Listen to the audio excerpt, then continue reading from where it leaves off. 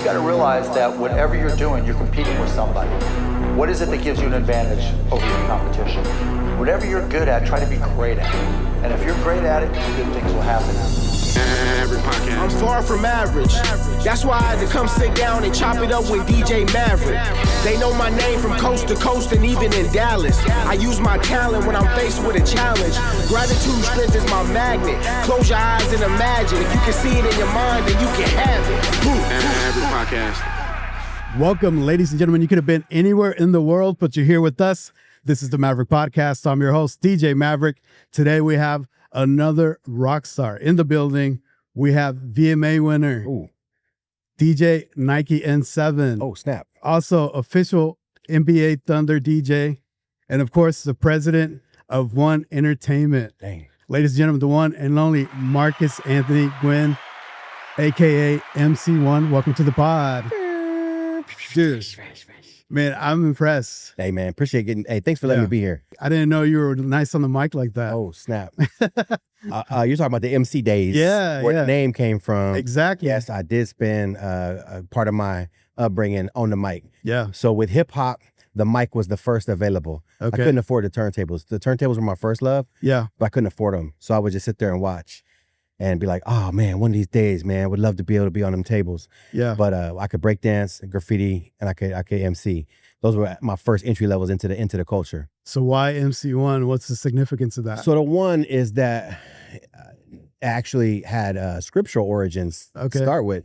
The one was Galatians 3:28, neither Jew nor Greek, bond or free, male or female, we're all one. And so the concept of that lasted through my upbringing as far as that we're all one. And I'm my mission is always to unify and to bring together. I'm driven off community and impact. And so that's a constant theme throughout most of my platforms. Yeah. Where did you grow up to have all that hip hop influence? So I grew up in the Bay. In the Bay, Bay Area. San Jose, California. Okay. And East Side.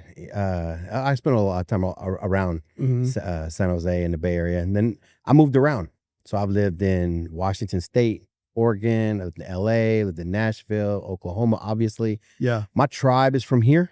So in 90, after I graduated, I just dated myself.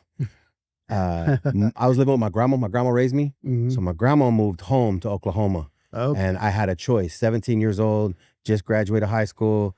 Do I stay in Cali by myself selling Kirby vacuum cleaners, or do I roll with grandma to Oklahoma, back to our roots? Yeah. So in 90, we moved back to Oklahoma, and that's where the saga began. So you have a native lineage, but also Puerto Rican. It's true. Is that right? My dad's Puerto Rican. Yeah. I'm native on my mom's side. I'm Osage, Potawatomi, Delaware, and then Puerto Rican on my dad's side. Okay. What about that side of things? Did you get influenced by that, like the salsa, merengue, that sort of stuff? I mean, it's always appealing on some level. You grew up in Cali, everything kind of funnels down to like a Mexican Latino base or whatever. But hablan español un poquito. Yeah. You know what I'm saying? Yeah. I just know the bad words. Yeah. What I loved about like Emcee One, right? Because you're actually nice on the mic. You did a track with Superman, is that right? Yeah, Superman. I checked that out. Thanks, and man. you were like killing it on that. Hey. You know what I mean? Right. It had like over 400K views when I checked that out. It was awesome. Dang, man. Yeah. Appreciate that. That was an era.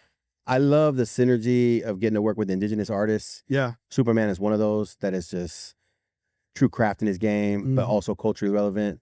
I love getting to work with Soup. And man, I love getting to work with a lot of my indigenous artists. Before all of that, man, back in the day, I used to have a name, 1ADF. I stood for One of the Fellas. Okay. Before that, it was Straight Loke, STR, 8 Ball LLC. Nice. Man. Yeah. And that's when I would do stuff with like Glider Shaded Brown, Kid Frost, Low Rider Magazine. No way. That was the pre-Oklahoma days. Okay. Oklahoma City days. Yeah. You know who else is nice on the mic? That boy, Sam Presti. Oh, yeah. I've heard a few things just recently. Yeah. Floating on the timeline. Yeah. So apparently there was like a couple albums, my understanding. Oh, yeah? But I guess they were removed from streaming everywhere. Wow. But somebody found it in an actual record store. Oh, and snap. uploaded it. For real? Yeah. Hey. And then they were like, hey, we recognize this voice. Who is it? And it was Sam Presti. Wow. The album's called Milk Money. It's called what? Milk Money. Oh, wow. Yeah. The only thing I know about him is the quote, I think he quoted, that might be his quote, that he said, or he quoted an artist. I think the only thing I've ever heard from him was that's noted anywhere was "Scared money don't make money." Yeah. I never heard Built Money. So Yeah. What's cool is like he actually has skills too, right? like dope. I think he was like, oh man, they found the album, but I don't think it's anything to be ashamed of. Like it's kind of like a back rapper type of style vibe. Sick. And it has like jazz instrumentals, like actual musicians playing the tracks. I'm gonna and stuff search it like out. that. You should check it I out. can find It's it. hard to find, but can find it. if you can find it, it was pretty cool. That's dope. Yeah. Dang. So tell me, you started off as an MC. Yeah. Slowly you started saving, bought your first set of turntables Yeah. or what? So I actually started off MC, B-boy, and then graph. Those Okay. 3 elements were free. Yeah. And so though I was, 7, 8, 9, untouchable breaking crew, San Jose, California. Mm. The little kid, a chubby kid, that come out, do the suicides, do the handstand, the drops. Yeah. And, they'd be like, oh, because he's little. Yeah, man, I was a fan of the culture, fan of the elements, and just seeing it progress. I would sit sometimes out the apartments. There was a DJ up and coming in the Bay, Robert Ford, and sometimes me and my buddy Sean, we'd sit outside his window and just watch him back and forth. I'm like, dang, couldn't afford him. But as you kind of roll with different hip hop crews, I came out to Oklahoma, and I met a crew of native DJs. Brian Free Joe, Keith IMC back, man. Keith was like a kid. He was still like in middle school. Yeah. Another guy in that crew we'll talk about maybe later, JB, Okay. Oklahoma. So anyway, these native DJs, they had gear, Mm. and they also flowed. So Keith he's dope on the mic. Brian was dope on the turntable. Actually, Brian, he used to go by Shock B. Now, he was one of the first DJs in Oklahoma City on the radio. Oh, okay. So back where there's a canal. Yeah. Currently, there used to not be a canal. There used to be a road. And on that road was a building, and on the top was a club. He used to DJ there, and it would broadcast on I think it was Okay. KJ 103. But so he was in the area doing his thing on the DJ level Mhm. for years in the city. And I came up under that fold. So, I could set up and tear down for him, and I could learn how to cut. Well, I mean, people would say, quit cutting, because they just want to hear the music. But yeah. it's, you learn over time. And so that was when I finally had access to equipment, was Culture Shock Camp. And Culture Shock Camp was the first camp that we put together, us 3. Then later we added JB, Nemesis, Duo the Sick, Yeah. and Oklahoma City Finest. So even here in Oklahoma, you didn't really have your own turntables No, to not be at be able to practice in your bedroom, stuff like that, right? I was practicing in their bedroom. And there's other DJs in Oklahoma City that I wish I could remember all of their names that were cool in my upbringing. Yeah. From the Glass Key, from Heroes, DJ Unity, and some other ones that would let me be at their crib Mhm. until like the lights would start turning off, and I'd go, oh, I think they probably want me to leave now. Yeah. So like I was in my own little world trying to get on the tables and play the music. And it didn't matter if there was one person or 1,000 people. I just wanted to play. Yeah. Just love music and love the art of it. So So you think if you would have had access to the equipment, you would have been DJ out the gate? early. Yeah. Oh, in Cali, I would have been. Yeah. Yeah, coming up. So when I moved back to Cali at one point, I had a set of my own tables, Mhm. and then I have tables now, obviously, but over time, to learn on them, I learned on theirs. Yeah. Both Shot Camp. What was your first set? Like, did you have like new 12s. mark? You had techniques out the Techniques. gate? Yeah, techniques. Well, I guess you waited, so you deserve the techniques, right? Appreciate it. Yeah, everybody else starts like some belt driven, new mark, something cheap. I mean, I you know? tore my grandma's Kenwood up Yeah. with the belt drive. I Yeah. didn't know there was a difference back then when I was little, that belts Yeah. would snap. But Yeah. Tell me about this VMA. oh my gosh. Dude, VMA Start. winner. You got to walk the red carpet, Did. like the whole thing, right? The whole nine. It was weirdly blue when we walked Yeah. in. But Yeah. so Taboo from the Black Eyed Peas hmm put together a group of indigenous artists, and it was at a time where there was a movement that was taking place in a reservation, a community called Standing Rock. And so there was Dakota Access Pipeline was trying to put their pipeline through Bismarck. Bismarck and their sovereignty said no thank you, and so then they tried to put it through the reservation.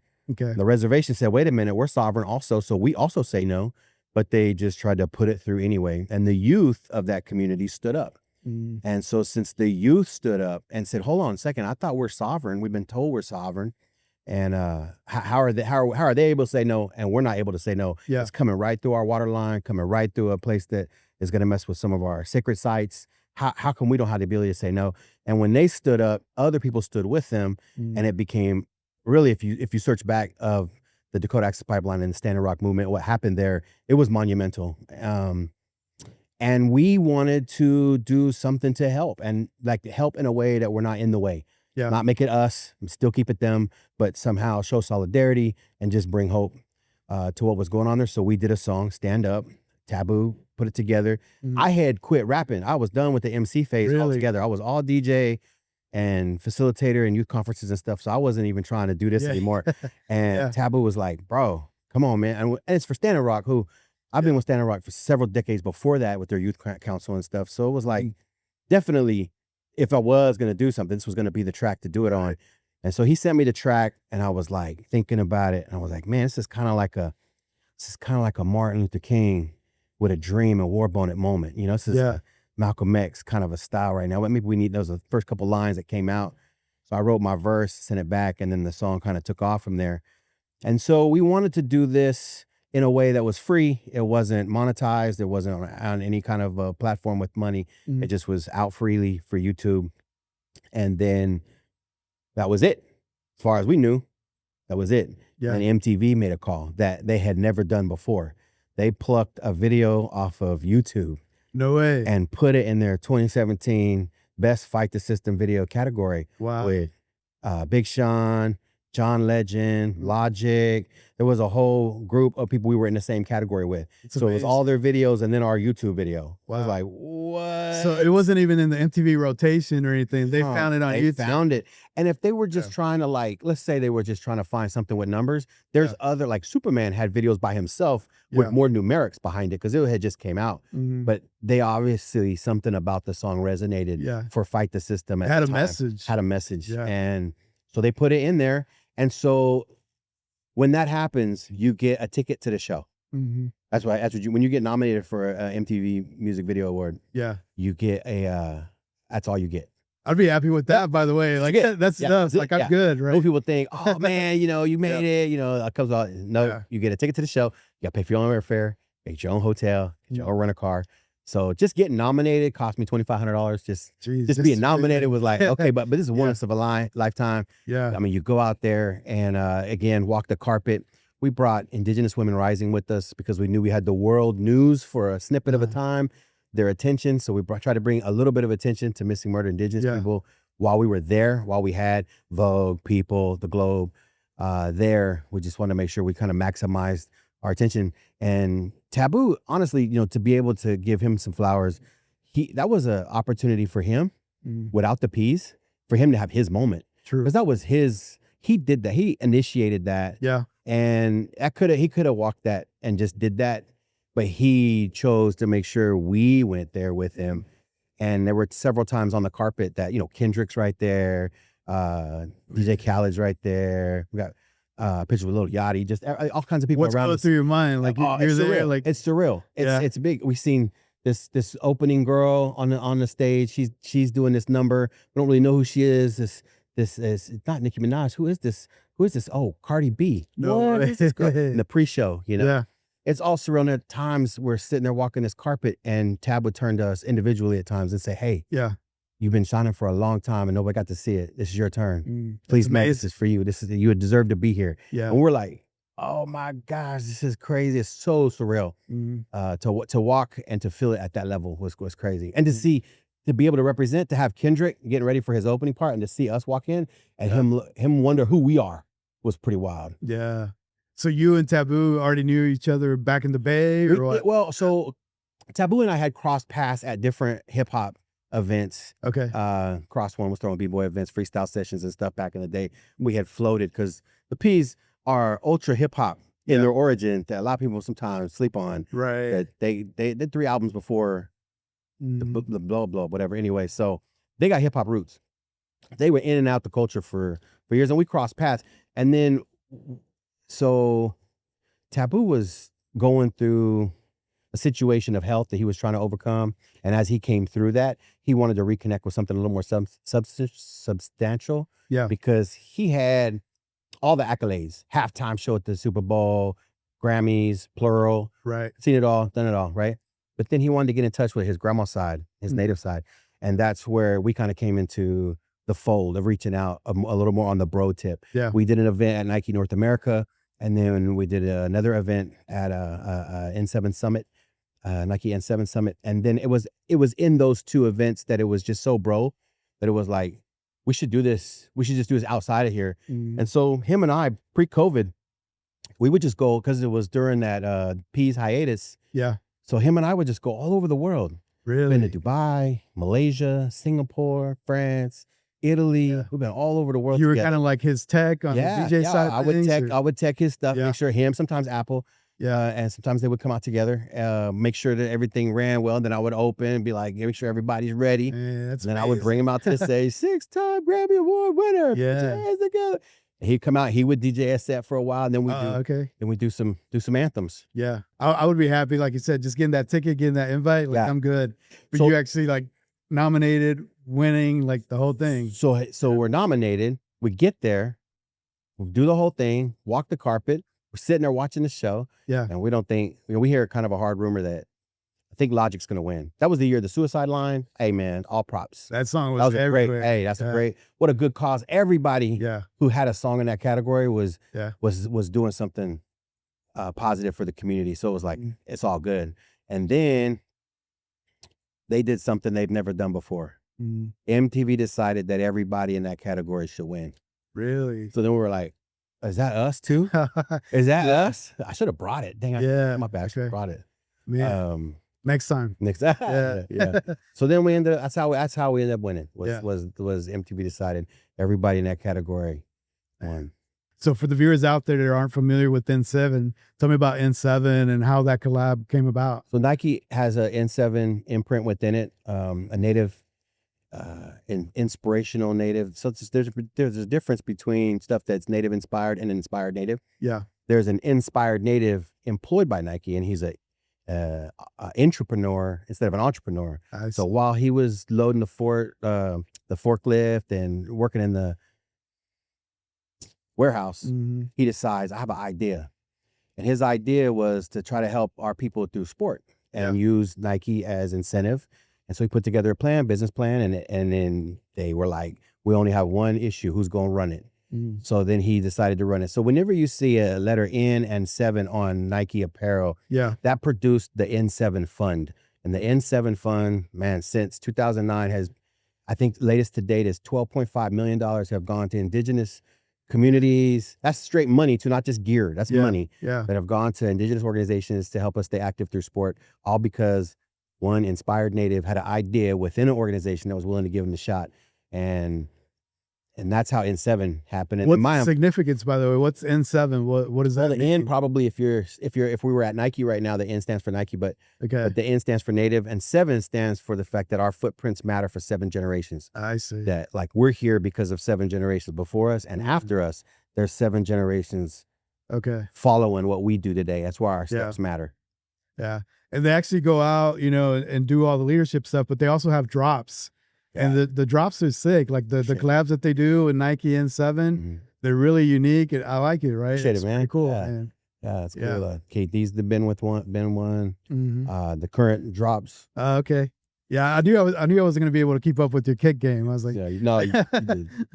One Innertainment. Like, what is that exactly? So it's been a 2-cylinder engine for a long time where, when I was doing the MC phase, I was also facilitating workshops, gang intervention prevention, leadership, and doing conference work at that capacity. So it was either the art or it was the heart, but it was both cylinders, one and the other. Mm. It wasn't until at one point I was able to put 2 of them together in the same room. So corporate clients who have these major conferences, they've always had DJs come do receptions for years. That's not ever been an issue.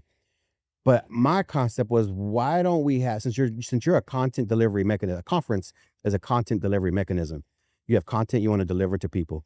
So why don't we have the DJ in the general session? Why, when people walk into the general session, why don't we have a Paul Schaefer to a David Letterman? Yeah. Keep the shot clock of attention span going.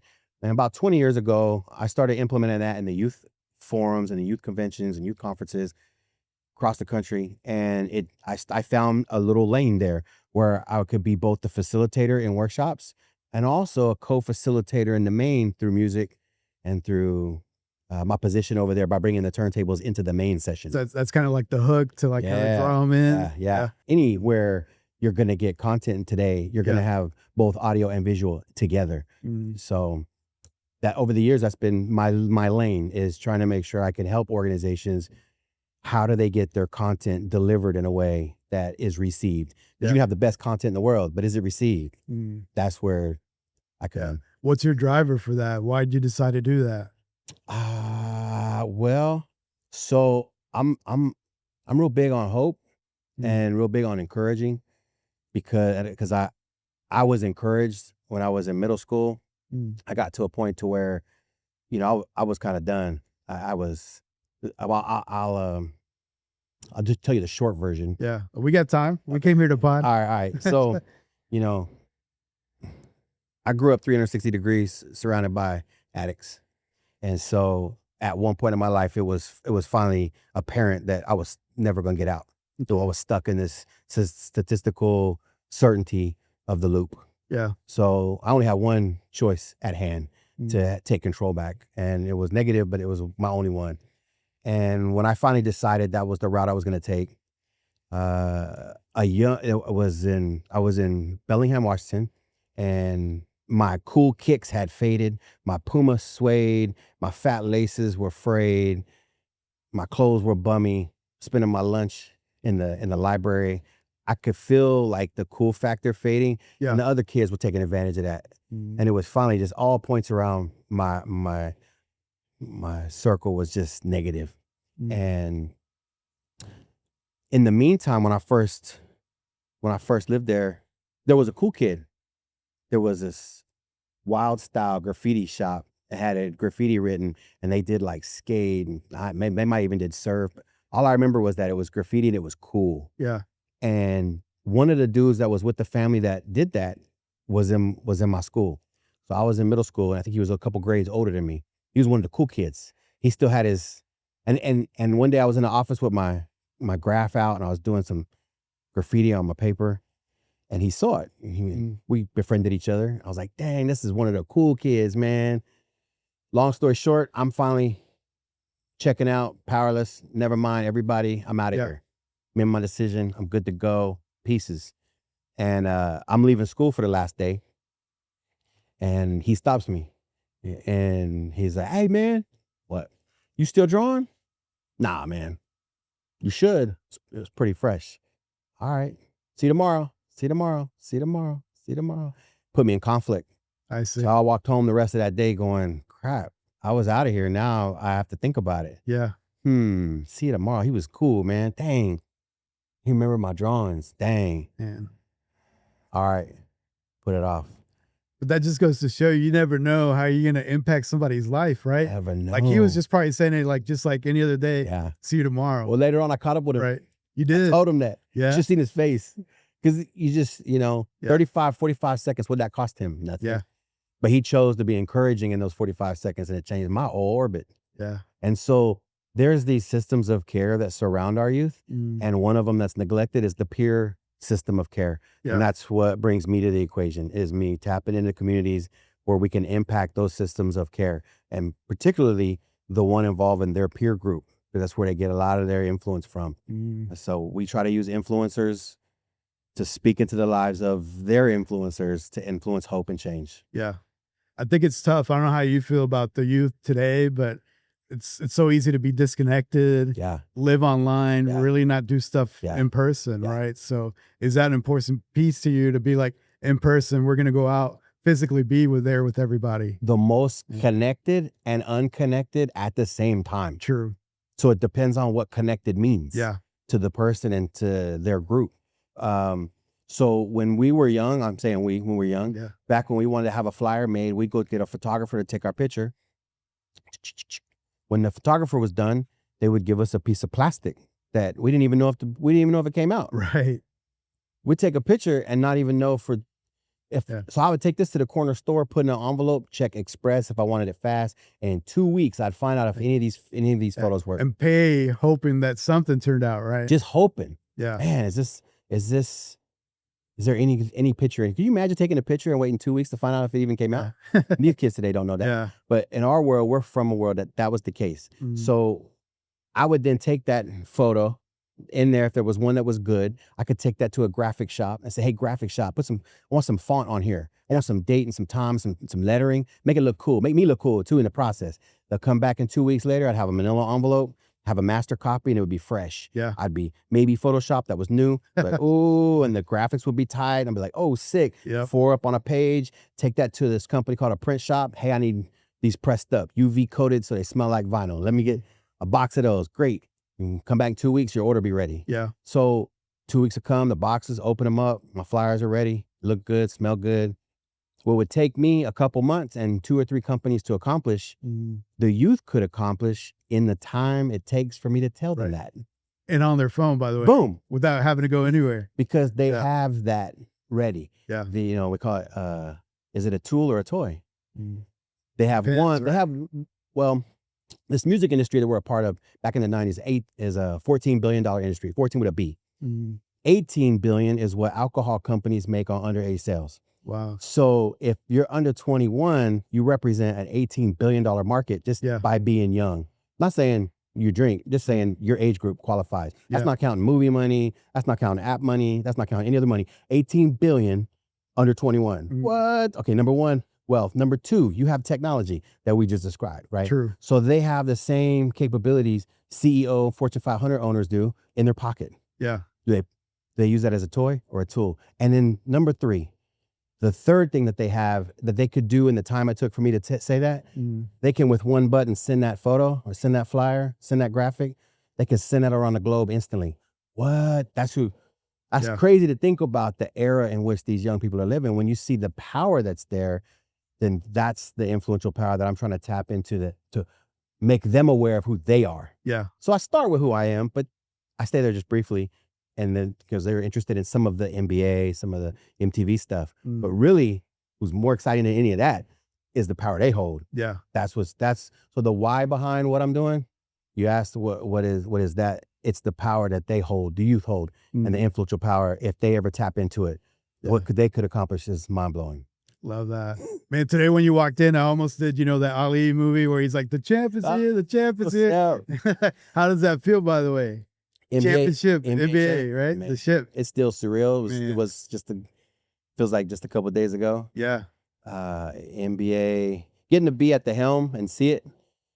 Again, I say the word surreal a lot, but it was, when you come from a background of such loss and some, addiction and all that, to then be microwaved or exposed at a high level of winning, to just be like, it's kind of like the VMAs for a second when we were there and in that moment. So then you fast forward now, the NBA, it's the highest award in NBA at that logo is a global logo. Yeah. And there you are in the position of that logo, and then you win it all. I say we win it all. They win it all, and you're a part of that team. Like, to be soaked in that much winning and to feel that in your DNA, it's definitely, I feel like it's rerouting some of the neurons and stuff in your, to accept winning at a different level. Definitely a privilege and honor to get to be a part of, to dap it up with the team, to see all the work that they put into it, pay off for them, have a front row seat to that. It's just truly amazing, bro. Yeah, and you're setting that soundtrack, right? And you being humble, you as well, man. You've been in that building, and you was rocking it as well. Yeah. So I want to give you your flowers on that, because I think the thing I love about you is that you open up your booth and you make it feel welcoming to whoever is there with you. Oh, thanks. So that's big up on you, because I don't know if you've experienced this in the DJ community. Sometimes there could be a lot of hate. People hide their crates. They don't want to tell you what song it is. Wow. There's a DJ AM mode in Serato, right? Like, this stuff is deep, right? Oh, bro, what's like real talk now? Let's do it. Right? Hey, man, I appreciated you. I appreciate you coming up. I've been blessed with being exposed to non-piranha mentality DJs from the beginning. Yeah. Number two, I don't believe in there's not enough. I believe in abundance. I'm abundance minded now. Yeah. I used to be lack minded, And so I might have been scarcity programmed before, but when you're abundance minded, there's enough for all of us. And if we don't all eat, then we don't all eat. So we should all eat, you know? And so it was an honor and privilege to have you in the booth. It was dope to watch you rock that set. I want more of that. You know what I mean? So I appreciate you saying that. It is something that does me good on the inside to see other people win. I love it. I love it. So how did that happen? How did the Thunder, you just got on their radar? Tell me about the backstory. Okay, about that. Backstory on the Thunder. I had done a few NBA halftime shows and worked with a few different NBA teams, including the Thunder pre-COVID. Okay. I had worked with the Heat. I had worked with Detroit Pistons, Phoenix Suns, Clippers briefly, and Thunder, all within a few periods of each other. I started meeting folks in the NBA. Yeah. And as I was working with the Thunder, I met the production head there and the supervisor there.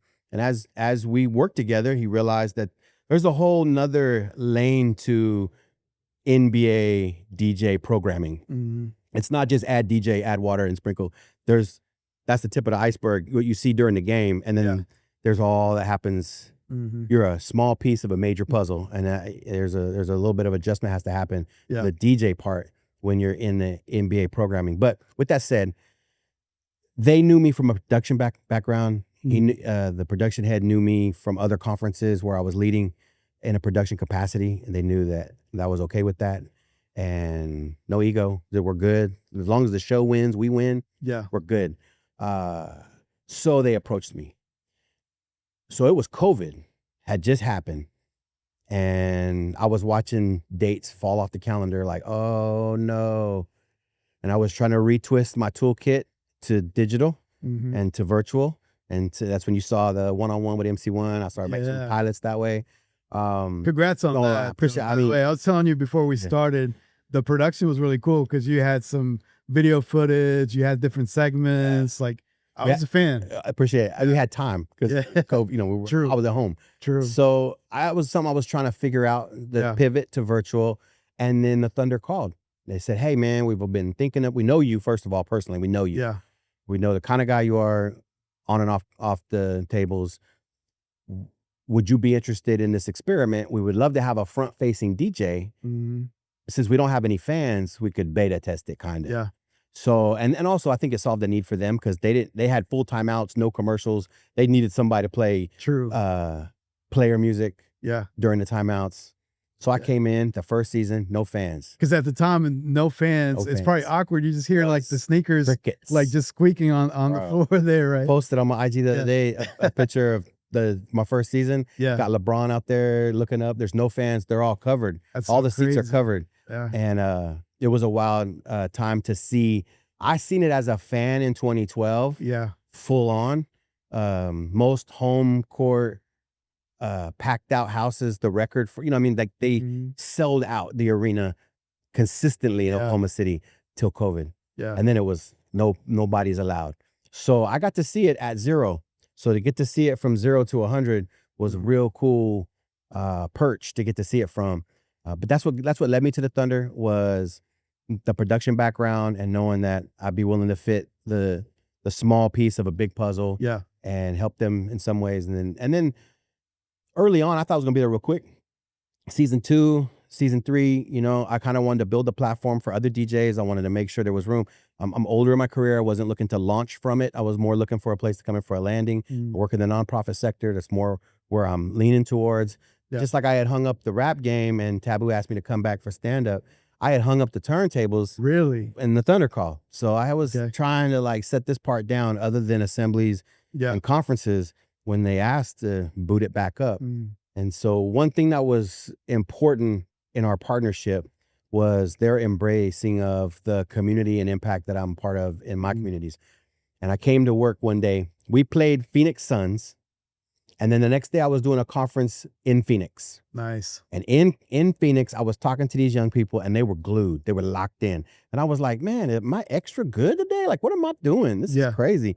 Turns out all them Phoenix kids were watching their game on satellite. They were watching Phoenix play in Oklahoma City on satellite. Okay. So they saw my timeouts. So they saw me on TV the the night before. That's dope. So in the workshop, they were like, oh man, he was on TV last night. Yeah. And he's an NBA guy. So for the first time, I saw some of that ROI in their eyes. I got to see the return on investment from their perspective and thought, okay, hold on. Maybe this is beneficial for us both if it's a co-branding. Right. Not to sound jaded or to sound shallow, with the history with Taboo and seeing the world, I've got that itch scratched. I got to see festivals. I got to see 50,000 anthems, stadiums, bro. Yeah. Like, that's not minimizing the opportunity at the NBA. That's a great opportunity, but it doesn't feed me necessarily long term, because 12 mentoring youth in a room, that's long term for me, you know. And so I didn't want to lose one for the other. But when I saw one help the other, I came to work one day and I saw my name over the DJ booth, and I saw my logo and I saw their logo. That's cool. And then I was like, okay, I got a little emotional. Yeah. I was like, oh snap, this is like, okay, this is a partnership. Yeah. Now they're co-branding with me. I'm in now till we're not, you know. And so now fast forward, this is going on season 6. Now I'm finally at a comfortable place that we can begin to evaluate and see what's beneficial long term. It's cool because similar to that guy that was like, hey, see you tomorrow. One thing that you did when I was in the booth with you, I don't know if you realize this, I was super locked in, trying to not mess up, right? I had my head down, trying to focus, and you tapped me and you're like, hey, look up. And on the Jumbotron, they had my picture up there. Yeah. Man, when I saw that up there, I was like, man, it was like best feeling in the world. Like, you can't describe that, right? Wow. But I'm glad that you did that. Like, hey, stop and smell the roses, right? So that was really cool that you did that at that I'd have had a camera out of caught it for you. I'm glad you got to see that, bro. Yeah. So paint the picture for somebody that's not familiar, because what I was impressed with, timing, everything is like down to the second, right? Oh man. Not only do you have your DJ headphones, but you also have an in-ear where you're talking to production. Hey, we're going to go to a timeout. Full time. Play some music or whatever. Yes. Paint that picture for me. Okay, so 7 o'clock tip off. We have a 3 o'clock meeting, and we go through the game log. We go through the timeouts. There's 2 mandatory every period. So every I say period like every quarter. Those 2 timeouts are pretty much scripted to a degree. Like, we know what we're going to plan for those, and it might say instrumental, whatever I want there, right? Or it might have a song that ties into the whatever's going on in that timeout. Yeah. And if you've been to an NBA game, you've seen, you know, whether it's a free throw contest or whether it's a teacher of the year, or whatever might be happening during that timeout. Though we have those planned. Where those timeouts happen, it's a living, breathing animal of the NBA. You'd never know. Like, I remember, I think it was my first season, or I think it was my first season. I'm trying to get it together, and so after tip off, I'm setting timeouts, and possessions are coming from front of house. So defense, that's all coming from over there. I'm setting up the timeout, so I'm ready in case we have a timeout. So on comms, I say, okay, first timeout is, I'm trying to ask him, so I'm be ultra prepared. Yeah. You know, and they go, oh, we don't have to worry about that for a minute, but yeah, when we get there, and no sooner do we say that, I think they said, unless it's Popovich, and no sooner they say that, both timeout, like within a minute, 10 seconds of the first quarter, there was a timeout. Yeah. And we're like, oh yeah, because Pop was known, he coach, you know what I'm saying? He'll call a timeout anytime. If he needs to get his players, he'll get his players. So right off the bat, we learn, I got to always be ready. You never know when that timeout's coming. And so, but typically, if there's no timeouts called before 7 on the clock, 7 in that period, so there's 7 minutes left. Yeah. 6:59, that next dead ball is a timeout. 2:59 is the next one. So if there's no timeouts called, those are your 2 mandatories. They will happen next dead ball after those 2 markers. So those are scripted. But then when you get into the 3rd or 4th quarter, you got extra timeouts to play with, especially a close game. So as soon as you have a timeout, you're setting up the next one. And then there's somebody calling the show. So it used to be John. This year it's Jason. Yeah. There was a whole special on him. He's the one technically in charge of, so let's say we go to a hot song. He may have, we'll between all of us in production, we'll have some slated, and then he'll call which one he wants. I see. Yeah. So he's the maestro of the show. From down there, he'll see what we want. And the whole goal is just to ebb and flow. Yeah. To keep his inside baseball on basketball. When you have a home court advantage, those timeouts are valuable. So an opposing coach is using a timeout. He only has a handful of them. Right. So when they're using a timeout, they're using it on purpose. Like strategic. it's valuable. Yeah. And what they're trying to accomplish is they would love to kill the crowd out. They would love to take momentum and say, let's hush for a second. That's what they're spending that on. OKC, you know what I'm saying? I didn't think about that. You know what I mean? We're like, that's one of the things we try to focus on. Nah, man, you ain't gonna quiet us down. We're gonna take you all the way to the next, you know, back into gameplay, which is why our fans are known worldwide as being special, because they are special in that regard. We make timeouts not as valuable for them other coaches because they try to quiet us. Good luck. That's cool. So you're actually part of the strategy then. That's pretty cool, you know? So when you're organizing your crates, do you do it based on that? Like based on like what the flow of the game's going to be or what? So I organize my crates based on I have the walk-in crate. And then I personally, since we're doing inside, you know, baseball, I personally try to play for the players early on. As soon as the doors open, I'm still playing. Okay. Shay, Dort, I'm throwing some Afro beats for Dort, trying to make sure. How do you know what player likes what, by the way? You pick up on it. Yeah. And then there's, I think Presti said years ago, one time in an interview, he has ways known and unknown for things.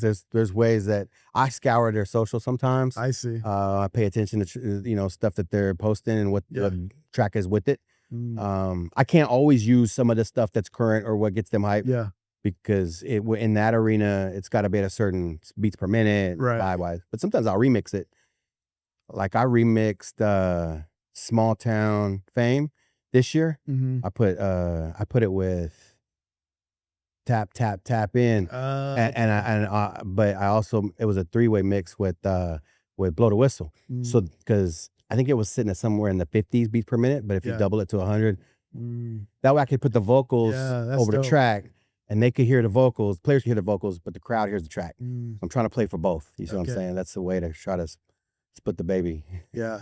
Dude, I love that. I didn't think about all the strategy behind that. I just remember when I was in the booth with you, like it was to the second, like, okay, we're going to go in. Yeah. You got, 2 minutes, you got 1 minute or whatever, and then we're out. And I might have told you, I try to remember to say, it'll be over for you, right? It'll be over for you know it. Yeah. And that's why I was so locked in. Like I wasn't even looking out in the stadium or anything. And also the delay. Like I was glad I had in-ears because you hit play. It takes several seconds before you hear that bass drop out there, you know?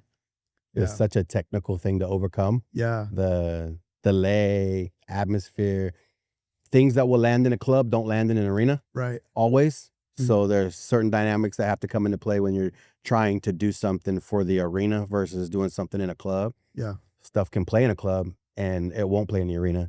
Other stuff will play in the arena and it won't work in the club. So it's finding that out over the years too. But what a ride, bro. I'm glad you've been in there because it was dope to watch you. And I think now having the championship, what I think I'm happy about, because when I would travel, I would tell people I live in OKC. The only thing that they associated OKC was, of course, was the bombing, right? Oh, wow. So it's like the only thing that we really had that unified everybody in OKC was kind of a sad thing, right? Like a tragedy. Yeah. And now we have the championship. When you say OKC, they're going to know, oh, okay, the Thunder, right? So I was happy about that. Yeah. Something positive for the city. That's dope, man. Yeah. That's kind of like Jimmy's photo, man. Yeah. That photo with the memorial in the background. Yeah, that photo was cool. so precise. It was cool. Layers, man. Yeah. Anyway, I appreciate it. Love that. So how do you stay humble? You know what I mean? You're doing so many things, so many accolades. Like, dude. I mean, it's such a I don't know. It's something to always strive for. It's something that is a goal of mine. Like I don't want to be where it's like my greatest talent is my humility. You know, I want to be like extra. You know what I mean? Virtue signaling or whatever. But I mean, there's times you get in the greed or whatever. You get in I call it scarcity mind. For me, that's scarcity mind versus abundance. So there's times I get in scarcity mind and I start to, but I just try to, as an act of my will, stay abundance minded and know that there's enough for everybody. And also I keep a principle in front of me that's called rejection is protection, as long as I stay surrendered to my core values. So if something happens that's not in my favor or it feels like a rejection, I just say, well, that rejection was for my protection somehow. It'll come out in the wash. I don't know today what it might be, but down the road it's going to work out for my favor in the end. You know. I always tell people that DJing is really spiritual because you have to have that connection to be able to read the crowd, be able to gauge like, okay, these people are vibing with this. So if they vibe with this, they're going to vibe with that. Right.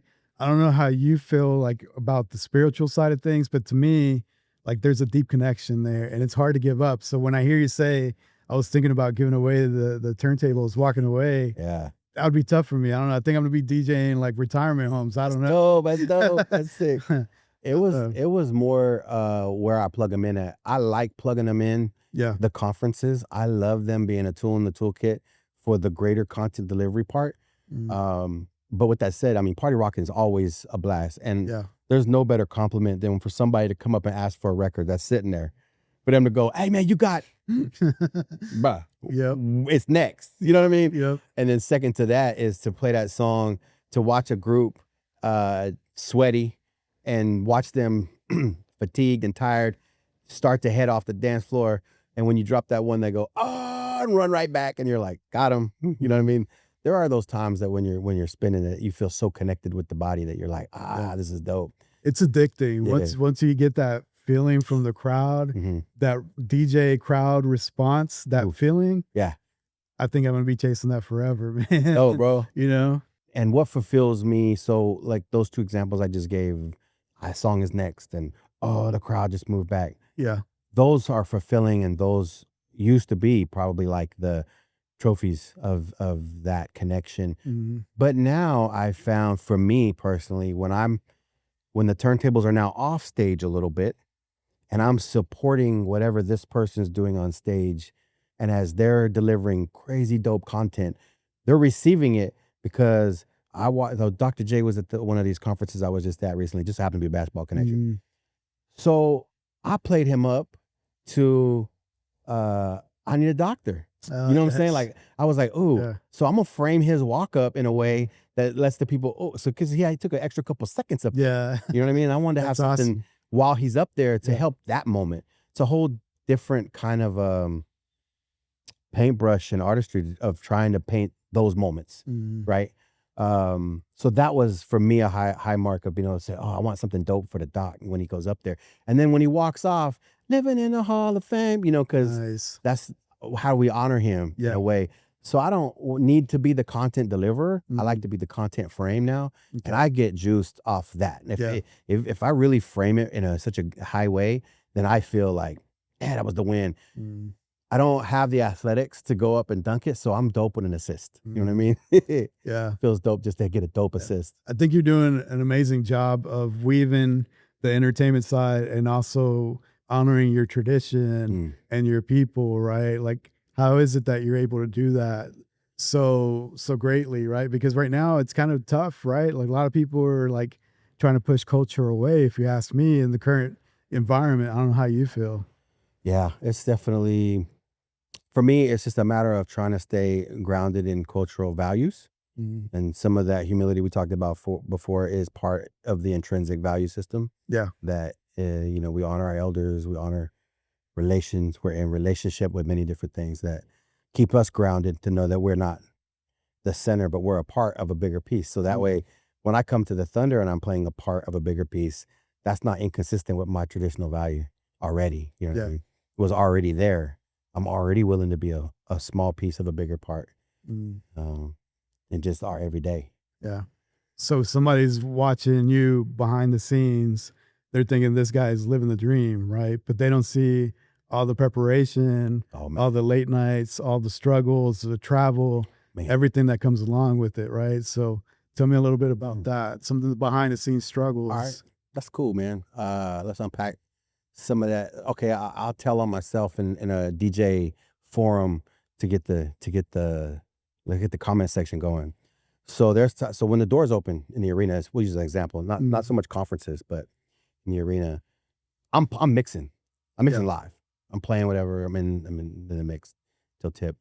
But there's times where I might have a DJ set.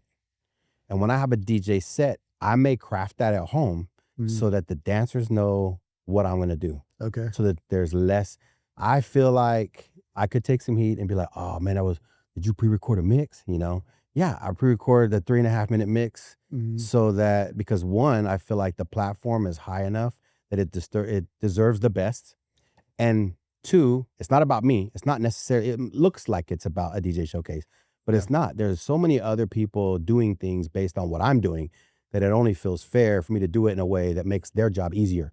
So I pre-record some of those little segments or parts of them at least, so I can put 2 or 3 back to back in a set, so that the dancers know and the other folks that are doing stuff in the arena know, okay, during these 3.5 minutes, we can do our job because he did his job in a way that helps us do our job. We're all working together as a team. Okay. So a little less me in that moment, even though it seems like more me. But there's some DJs that would be like, what, you didn't, take your set, and it was all the truest, And I'm already not a truest because I didn't have vinyl in there in the booth. I'm already on a controller, but that's just one example of the time I'll spend off the arena. I don't even charge them. I could. I just do that on my own to add the excellence level that I feel like the platform deserves and the people that I work with deserve. And then, there's the travel that comes with both, not just the league, but the conferences and the nonprofit and the community work when we travel. But I mean, I'm really blessed with a dope unit, man. I got a dope home life. Got the wife and the son that's super supportive. Early on when he was a kid, he would send me. What was part of our ritual was that he knew where I was going to communities, and I would tell him, hey, you come first, you're mine, and I appreciate you sending me, because that was an act of him being able to send his dad to other communities. And as a family, this is kind of how we operate. So it doesn't feel like such a taxing burden. It's how we're wired. So it hasn't really felt, but with that said, there's a lot of work that goes on behind the scenes that a lot of people don't. Right. They don't see that. Yeah. And there's times that, like to your culture point, there's times that you're too native in some cases, not native enough in others. Where's your Puerto Rican side? Oh, you're not, right. I don't know. So one of the things I always ask the guests, if I pull up your playlist, who am I going to find on your playlist? So when you're not rocking stadiums, who are you just listening to on a random Tuesday? I'm listening to Norman Sand. Okay. From Texas. I'm listening to Toby. I'm listening to, I love that song, Father Figure. So look that up. It's an older one, but I like Black Thought's verse on that. I like an artist named NF. I'm listening to Travis Thompson, a native dude. I'm listening to, of course, Superman and PJ Vegas, Doc Native, all the guys that people that I roll with on the indigenous front. But there was a girl I was just listening to the other day. I was like, who was that? I have to look it up. I've been rocking with Mariah the Scientist. I don't know if you heard about her, but I've been listening to a lot of R&B lately. Oh, so sick. Check her out. I will. She has cool stuff. That's dope. Yeah. For a minute, I thought you were going to say that new Mariah joint. Oh, no. I love Mariah, but I like old school Mariah. But I was like, Mariah the Scientist. Dangerous just dropped. Mariah the Scientist. Yeah. Oh. Yeah. Yeah, man. I like JB stuff. I like, I was just listening to some of his old school stuff. Okay. Trying to get that girl's name. Dang it. Oh, well. Did the kicks come along when you were DJing and all that, or what?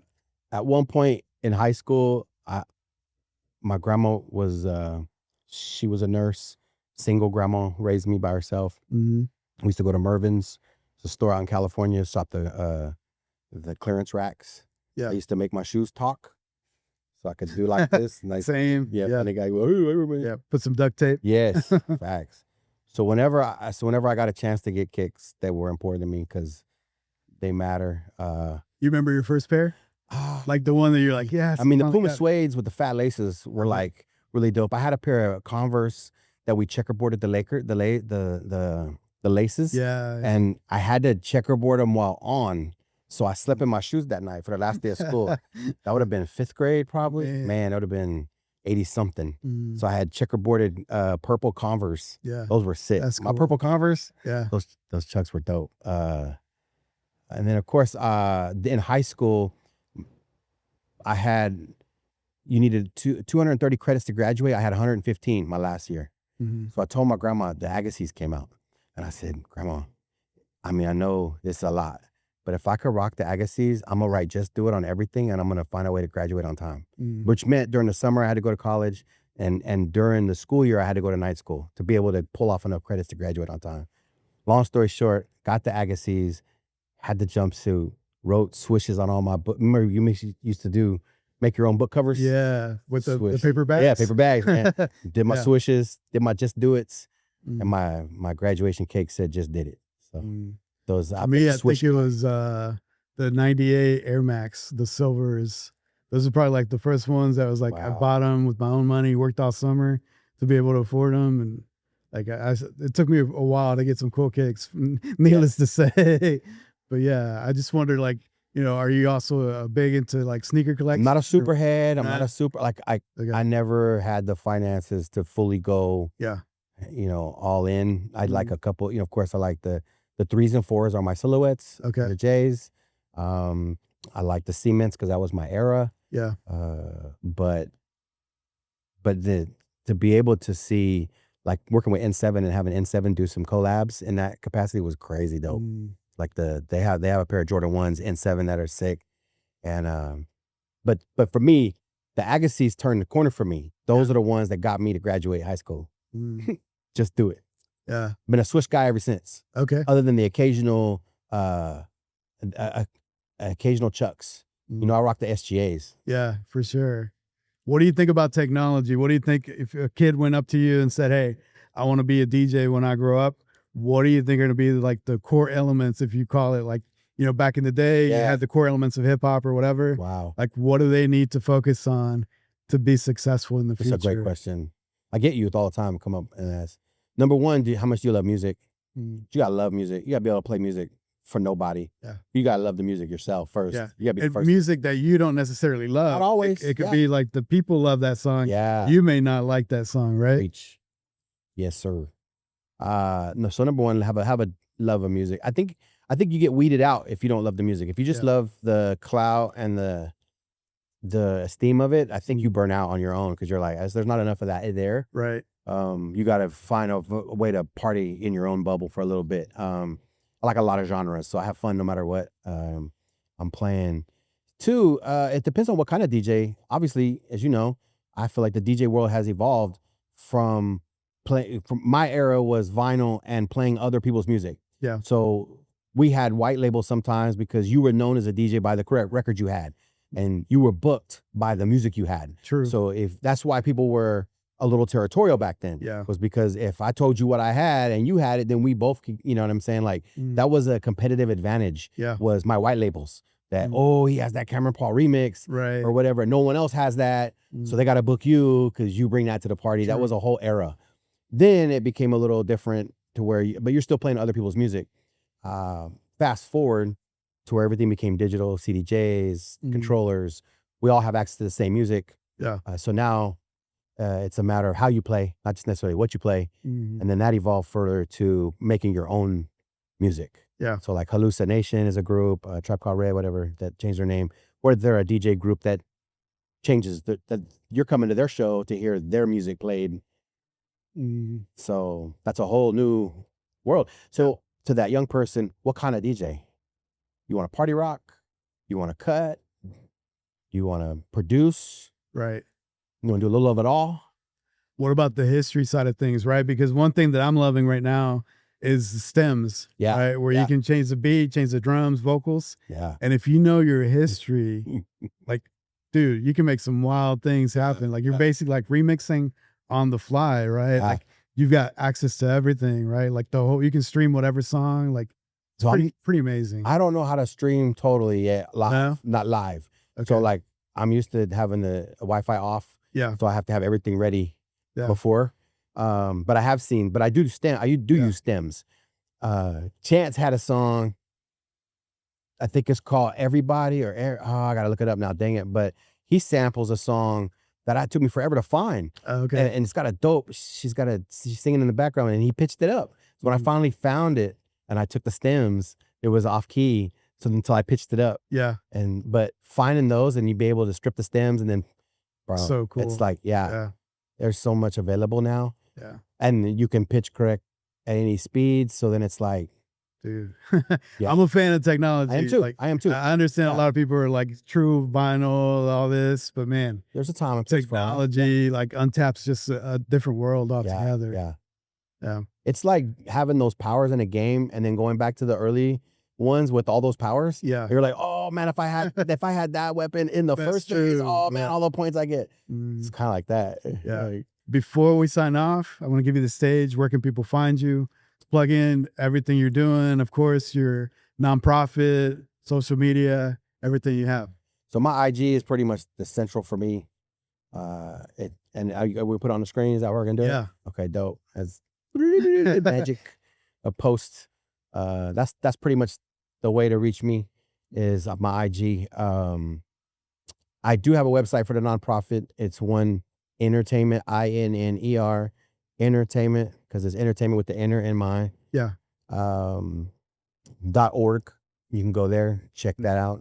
It's always in the process of being updated because it's just always moving in flux. And so those are the two places I would just say, Okay. hit me on the IG. And then I'm old, so I'm new to TikTok and I mess around with it a little bit. Yeah. I don't do Snap very well. Sorry. Okay. But you can hit me on those. They're the same as Emcee Yeah. One, but I'll try to stay with y'all on that. But Nice. I just started messing with TikTok Awesome. again. Crazy. Cool. Congrats again on the championship, man. Enjoy the conversation. Anytime you want to come back, just hit me up. Hey man, hey, thank you for what you're doing. I appreciate you for the culture. I appreciate your heart. And it was real easy to work with you because you had the same kind of mindset, bro. And I appreciate you big time. Yeah. All right. There you have it. Ladies and gentlemen, super talented Emcee One on the Maverick Podcast. In dreams, we trust.